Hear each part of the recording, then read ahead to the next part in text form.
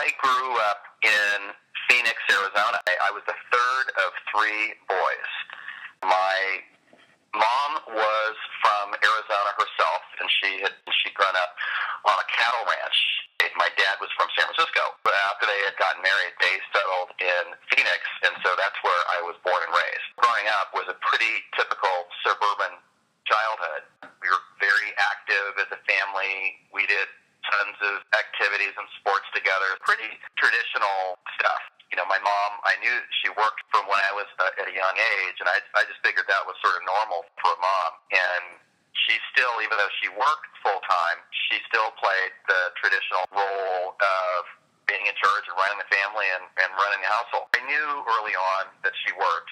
And as I got a little bit older, I sort of learned a little bit more about her job, and I went down and visited her sometime. At that time, she had started out as a private attorney before I was born. Here she had graduated as number 3 in her class at Stanford Law School, and when she got out, she couldn't get a job. She couldn't get hired by any law firm. She went and tried to get interviews and did get some interviews, but basically no law firms at that time would hire women as on-staff attorney. So she ended up basically going to work as an attorney for the government, for the state government in Arizona. She ended up being appointed to the Arizona State Senate, and the first woman in the country of any state legislature to hold that senior role. She was definitely a trendsetter for women playing leadership roles in government. Now, I didn't register that right away as a young kid. I just knew at some point, my mom is in the Senate, and that's part of the government. She was definitely a leading figure in government in Arizona. We would have interesting conversations at the dinner table of just kind of what was going on in the community and what kinds of things were happening in state and what was a little bit of what was going on in our parents' work life. And my dad was very active in the community as well. My dad was a private practice attorney. For a kid, that was definitely eye-opening to be exposed to that and have such thoughtful, active, interesting parents. My mom was nominated for the Supreme Court the summer after I just finished my freshman year in college. And during that summer, a post had opened up in the Supreme Court. Potter Stewart had resigned. Some figures in the Senate started suggesting that she would be a good potential candidate. President Reagan was the president at that time, and he had said during his campaigning that he had a strong goal that one of his first appointments to the Supreme Court, he wanted to be a woman. My mom at the time saw these articles that came out and didn't really take it seriously. There's so few people in Supreme Court, it's just the chances of anybody being elevated to the Supreme Court are super slim. So I said, no, that's not going to happen. So things went on a little bit, and to the great surprise of my mother, one day she ended up getting a call from the White House operator saying, Judge O'Connor, President Reagan would like to speak to you. So so President Reagan got on the phone and asked her to join the Supreme Court. At that time, it was the most televised nomination hearing that had ever taken place for Supreme Court justice. There was tons of interest in this first woman being nominated to the court. My mom was absolutely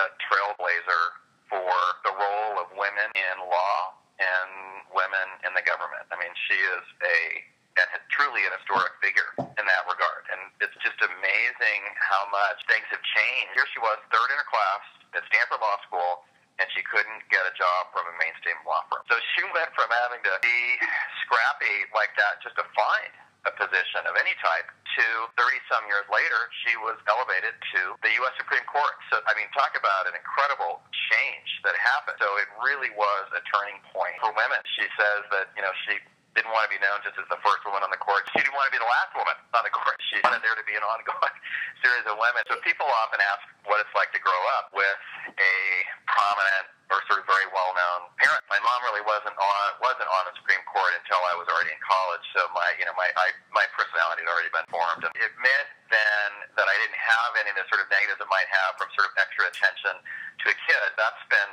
enriching for us and been nothing but positive. My mom is now 83 years old. Even at this age, she still continues to be a role model for me and now for my young kid. I have 2 young boys. It's been interesting for them and educational for them to be able to interact with her and learn about the job that she not only had as a Supreme Court justice, but what she continues to do. My kids now have this role model of somebody who continues to be active and continues to be involved, and her role was very, very meaningful for millions of women in the country, in the legal profession, and in government, and even beyond.